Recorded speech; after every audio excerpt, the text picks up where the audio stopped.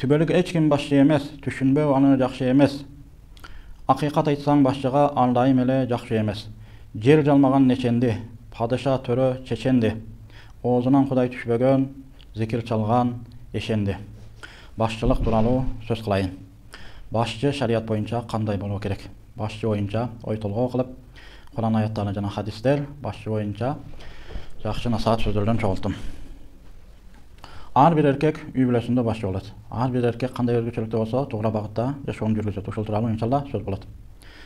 Элибизде балык башынан деген жакшы кеп бар. Башчы жакшы болсо, башчы имандуу болсо, башчы Кудайдан коркуп, түз багытта туура иштесе, үй бүлөсү дагы жакшы болот. Бул айтылган башчылыкка тиешелүү аят, сөз, хадистерде келген сөздөр, булардын өкүмү үй бүлөгө башчы болсун, же мамлекетке башчы болсун, же элге башчы болсун, баарына бирдей өкүм болот.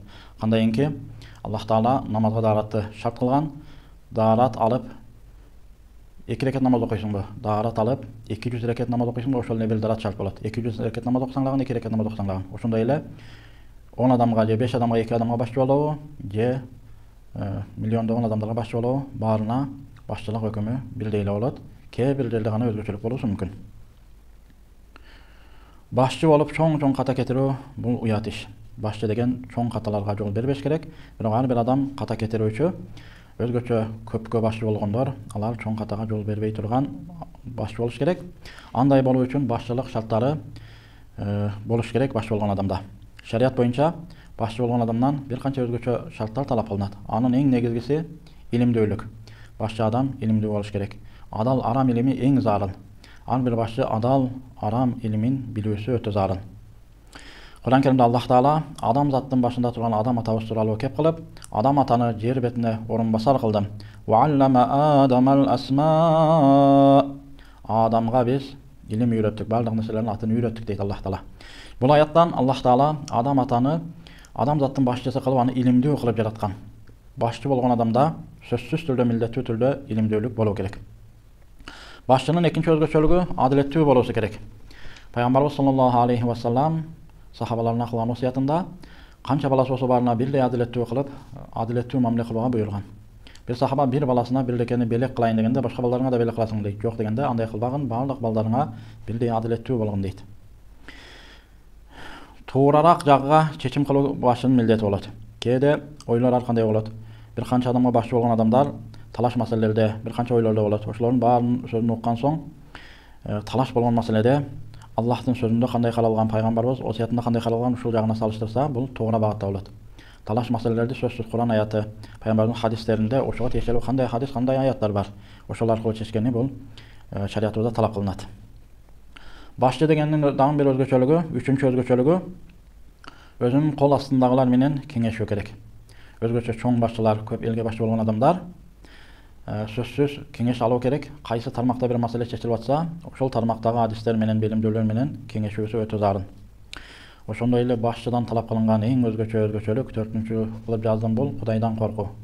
Кудайдан коркуу деген ар бир башчыда болуш керек. Ата Кудайдан коркпосо, балдары дагы Кудайдан коркпой тарбияланып калат. Ата арам жолдо болсо, балдары дагы арам жолго жол ачылып калат балдарга.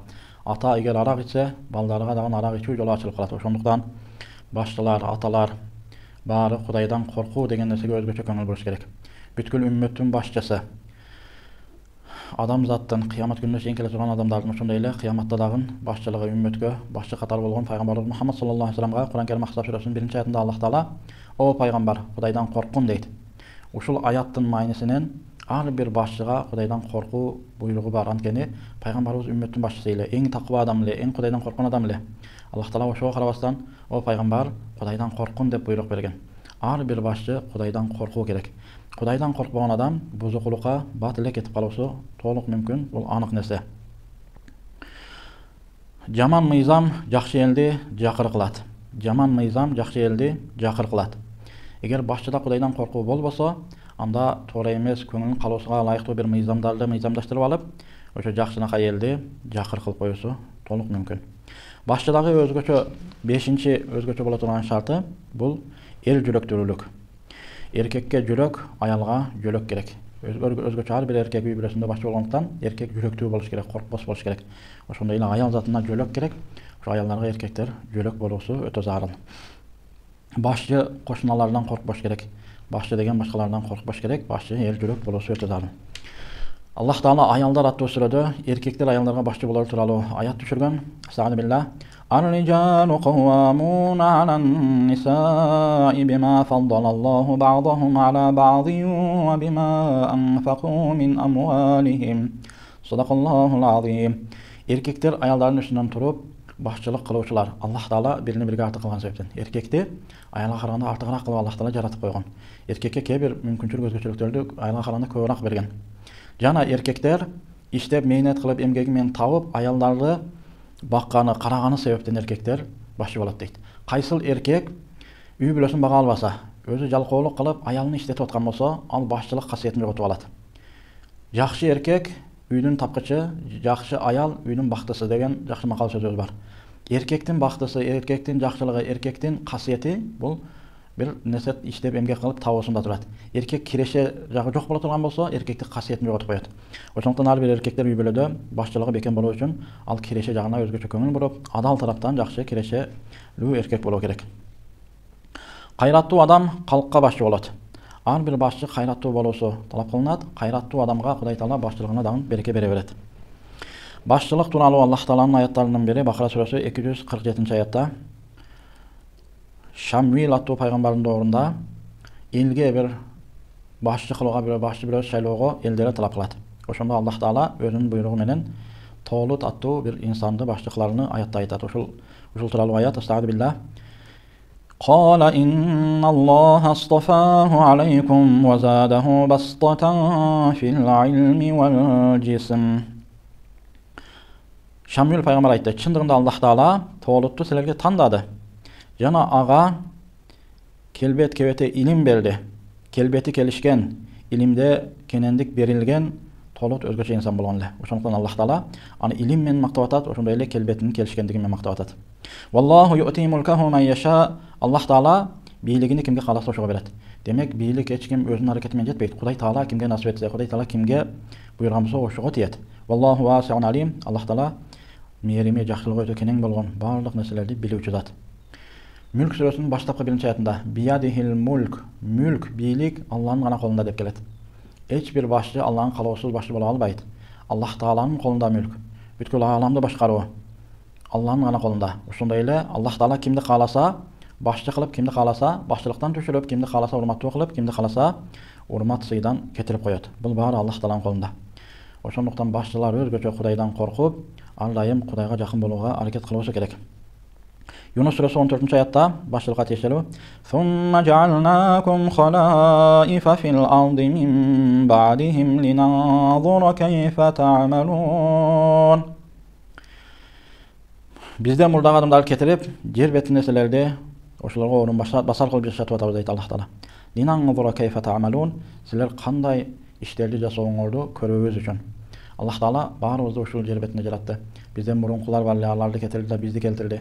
Bir mezgilde bizdi getirip bizden kийинки урпактарды Allah Taala жашатат. Biz кандай амал кылып, кандай жашайбыз? Туура багыттабы, туура эмес багыттабы сыноо дүйнөдө Allah Taala ушул сынагыны ушул жашообузда бизди сынап көрөт. Ошондуктан ар бир жөнөкөй адам болобу же башчы болобу, Кудай Тааладан коркуп, туура багытта иман чегинен чыкпай жашаганга умтулуубуз керек. Эл башчылар достошсо, бактысы болот журтунун. Эл башчылар достошсо, бактысы болот журтунун. Кайсыл үй бүлөдө эркеги кошуналары менен мамилесин бузуп алган болсо, анын жашоосуна дагы чоң зыяндар келет. Адамдын дүйнөдө бактылуу болуусунан болот, кошуналары менен жакшы мамиледе болуп, жакшы кошуналуу болуусу. Бул ушу дүйнөдөгү бактылуу болуунун бир себеби. Биздин азыркы бийликтин дагы эң чоң кемчилиги кошуналар менен жакшы мамиле түзө албай атат. Эл башчылар достошсо, бактысы болот журтунун. Эгерде кошуна мамлекеттер менен жакшы мамиле куруп, алар менен тирешпестен падышалар менен достук мамиле кыла турган болсо, анда канчалык дагы элге жеңил болмок. Азыр чек араларда камаздар тизилип турат. Кошуна мамлекеттерге өтө кыйын, ал жактан туугандардын келүүсү жана кетүүсү өтө кыйынга турат. Анткени мамилени оңдой албай атат, достоша албай атат. Бул чоң катачылык, чоң кемчилик. Кошуналар менен ар бир башчы жакшы мамиледе болуусу бул талап кылынган өзгөчө милдеттерден. Муса пайгамбар заманында элине пайгамбар жана башчы болгон. Ал сапарга кетип атып, Аллах Тааланын чакырыгына кетип атып, өзүнүн бир тууганын элге башчы, убактылуу башчы коюп атып, ушул васиятын айткан. Ва аслих ва ла таттаби' сабилал муфсидин. Элдин иштерини, маселелерин баарын чечип бергендигин оңдогон. эч качан катачылык кетирбестен, туура эмес иш кылбастан дайым туура иш кылган жана бузукулардын жолун эргешпеген. Өзгөчө башчыларга ушакчылар жакын болот. Башчыларга шайтандык пейли бар адамдар жакыныраак болот. Мына ошондой бузуку адамдарды ошолордун оюна эргешип кетпестен, башчы баарын оюну угуп көрүп, бирок өзү туура чечим кылууга ар дайым өзүнүн көз карашы менен багамдап, баарын көрүп, анан чечим кылууга көңүл буруш керек. Соода дұрыс болбосо, нарх бузулат. Башчы дұрыс болбосо, жұрт бузулат. Бизге башчылыкта Пайгамбарыбыз саллаллаху алейхи ва саллям дүйнөдөн өткөндөн кийин Абу Бакр, Умар, Усман, Али радиаллаху анхулар өзгөчө бир элге башчылык кылган, эл башчыларга ошолордо чоң үлгүлөр бар. Ар биринин башчылыктагы өзгөчөлүктөрү. Абу Бакр элге башчылык кылгандагы башчылык эң өзгөчөлүгү ал даанышман болгон жана ою өтө туура болгон. Ал дайым ойлогону туура багытта, ошондой эле өтө даанышмандык менен четимдерди кабыл алып, өтө даанышман инсан болгон. Пайгамбарыбыз дүйнөдөн өткөндөн кийин пайгамбар өлөсү мүмкүн эмес. Ким пайгамбар өлдү десе башын алам деп ушундай бир оор абалда, ушундай абалдар болгондо даанышмандык менен Кур'ан Каримден Аллах Тааланын аяттарын пайгамбар дагы бир силерге окшогон пенде эле. Ал дагы дүйнөдөн өтөт. Пайгамбар өлсө силер динден кайтып, динден чыгасыңарбы деген Аллах Тааланын ушул майындагы аяттарын эскертип туруп, ким Мухаммедти Кудай деген болсо, анда Мухаммед өлдү. Ким Аллахты Кудай деген болсо, Аллах эч качан өлбөй тирүү зат деп эскерткен. Ушундай даанышмандык менен, ушундай туура ойлору менен эң көркөм башчылык доорун өткөргөн. Андан кийин Умар радиаллаху анху элге мусулмандарга башчы болуп, Умар радиаллаху анху өзгөчө адилеттүүлүгү жана хакта өтө бекем катуу болгондугу менен өзгөчө башчылык доорун өткөргөн. Умар өтө адилеттүүлүү. Умар хак айтылганда ал хакка өтө катуу турган инсан болгон. Үчүнчү башчы Усман радиаллаху анху абдан уялчак киши болгон. Бул киши жакшылык иштерди көп жасап, берешендүүлүгү менен тарыхта калган. Али радиаллаху анху пайгамбарыбыздын 4-чү орун басары. Бул киши сөзүнө бекем турган экен. Ал бир элге айткан сөзүнө сөзсүз аткарып, сөзүнө өтө бекем турган, ошондой эле эр жүрөк киши болгон жана ар дайым элге насаат айтуучу болгон. Тилинен ар дайым ширин сөздөр чыгып, элге насаат айтып, өзү өтө Кудайдан коркуп, элди дагы Кудайдан коркууга үндөп жүргөн. Башчылар өзү коррупциядан тыйынып, элди дагы коррупциядан тыйылууга үндөп, жакшы сөздөр менен, бир керемет сөздөр менен ар дайым элге үгүт насаатын айтып жүрсө, бул дагы өтө жакшы сонун башчынын өзгөчөлүктөрүнөн болот. Закондо зордук жок. Негизи шариятыбызда ла икраха фид-дин, динде бирөөдүн мажбурлоо жок. Болгону акыйкатта туураны ар дайым элдерге эскертип туруубузга гана Кудай Таала буйрган. Ошол эскертүүнү башчылар көбүрөөк эскерткени ылайыктуу болот. Бизде элибизде бир таң калыштуу өзгөчөлүгү бар. Элибиз башчыларды өзү шайлайт дагы. Башчы болуп бир канча кызмат кылгандан кийин бузулуп кетти. Бул жаман адам деп кайра ушундай сөздөр көп болот да. Бунун себеби эмнеде экенин көптөр билишпейт. Адамды бузган байлык менен бийлик. Адамды бузган байлык менен бийлик. Байлык, бийлик себептен көптөгөн жакшы адамдар дагы бузулуп кетет экен. Таш, кум көп, арасында алтын өтө аз. Адамдар көп, ыймандуу болуп жашагандар аз. Байлар көп, арасында берешендери аз. Жамандар көп, жакшылары өтө аз. Ошол сымал эле байлык, бийлик менен бузулбаган башчылар өтө аз. Байлык, бийлик келгенде бузулуп кеткендер дагы өтө көп. Мына ушул аз адамдан болуп, байлык, бийлик менен бузулбастан өзүнүн нафсине каршы күрөшүп, кичипейилдигини жоготпой, өзгөлөрдү урмат сый кылганын, ушундай жакшы сыпаттарын, адамгерчилигин жоготпой, бийлигини, байлыгын колдонгон инсандар ушуларга кадыр барктуу болуп кала берет. Ал эми кайсыл адамдар колуна байлык тийгенде бузулуп кетсе, же бийлик тийгенде бузулуп кетсе, алар кадыр баркындагын жоготуп өздөрү төмөн болуп кетет. Бунун баарына тарых көрсөтүп атат. Башчы адам башчы болгондон кийин Кудайды унутуп калса, Кудайдан коркуп алып жатушун Кудайды эсиге келтирбесе, буну катындык деп коет элибизде. Катынга бийлик тийсе, теңирин тааныбайт деген макал кебибиз бар. Демек, кайсыл эл башчы болгон адам, эл башчы болгондон кийин бой көтөрүп текеберленип, Кудайды эстебей кала турган болсо, бул аялдык кылып койгон болот. Сот сүрөсүнүн 26-аятында Аллах Тааланын башчылыкка тиешелүү дагы бир аяты келет. Астагфируллах. Фахкум байнан наси бил хакк ва ла таттаби'ил хава фаюдиллака ан сабилиллах. Садакаллахул азим. Дауд пайгамбарды Аллах Таала бийлик берип жана пайгамбарлыкка көбүн бириктирип берген, элге башчы жана элге пайгамбар дагы болгон. Ошол Дауд пайгамбарга Аллах Таала элдерге ар дайым чындык менен, акыйкат менен өкүм чыгарган. Чыгарган өкүм ар дайым акыйкат болсун дейт. Вала таттаби'ал хава. Көңүлүң каалоосун эч качан эргешпе. Көңүлүң бир туура эмес нерсени каалап атабы, көңүлүң Кудайга жакпаган нерсени каалап атабы, аны эргешип кетпегин сен. Фаюдиллака ан сабилиллах. Көңүл каалоосун же башка туура эмес адамдардын көңүл каалоосун эргеше турган болсоң, анда Кудайдын жолунан адашып каласың, түз жолдон тайып каласың. Kim түз жолдан адашып кеткен болса, ал сөзсүз Аллах Тааланын азабына калат. Башчысы болбой эл болбойт. Ар бир элдин, ар бир жамааттын, ар бир жердеги адамдардын башчысы болот. Бирок ошол башчы оңолмоюнча барлык эл оңолуусу дагы өтө кыйын. Барлык элдин жашоосунун оңолуусу башчыга чоң байланышы бар. Балык башынан деген сөздүн өтө терең мааниси бар. Акылдуудан башчың болсо адашпайсың. Туура бийде тууган жок, туугандуу бийде ыйман жок. Адилеттүү мыйзамың болсо көңүл ток, ансыз эркиндик жок. Адилеттүү мыйзамың болсо көңүл ток, ансыз эркиндик жок. Бир туура эмес мыйзамды кабыл алабыз деп кумар оюндарды ар жерге оюнканаларды ачабыз дегенден канча элдин тынчтыгы кетип калды. Ушул туура эмес чечимге көптөгөн элдер тынчтанып, барлык элдер көңүл буруп калды ушул маселеге. Эгер адилеттүү мыйзам болсо, элдин көңүлү ток болот. Адилеттүүлүк жок болсо, ансыз элде эркиндик жок болот. Bir tamsil surasını okup uşul menен inşallah bayanımda ayıktayın. Atım Egemen. Apabız 30 yıl murun ajragan. 6-cı kүйöөгө тийди. Kedeylikten arılbayбыз. Karızdan başыбыз көтөрүлбөйт. 6-cı atabız aramdan bolsa da bayılı deyt. Uşul tuğrabı. 6-cı atabız aramdan bolsa da bayılı deyt. Uşul tuğrabı. 6 bir tuğamız deyt. Эң чоң үй бүлөдөгү же башчылардагы катачылык ушул болуп атат. Эптеп байууну максат коюп, арамдан болсо дагы байыйлы деген бул чоң катачылыкка жол берүү. Үй бүлөнү башчылардын милдети, эркектердин милдети адал ырыскы менен, адал тамак менен багуу. Арамды аралаштырып алса, ал адам байыл деп ачкөз болгону менен анда береке жок болот, жакшылык жок болот.